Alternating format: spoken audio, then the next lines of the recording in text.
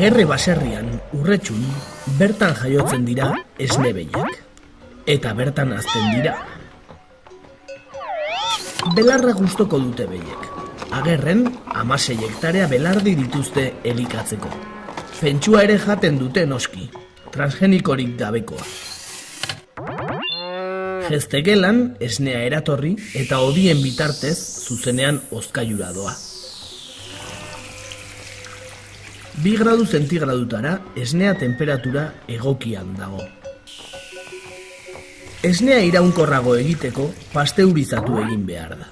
80 gradu zentigradutara berotu eta ondoren kolpetik hozten da. Esnea kontsumorako prest dago.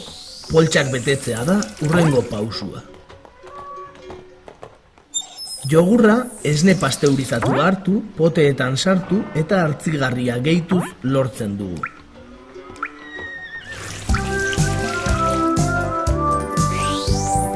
Freskoak eta naturalak dira, esne hauts, esne gain eta kontserbante gabeak. Agerreko esne eta jogurrak, konfiantzazko produktuak.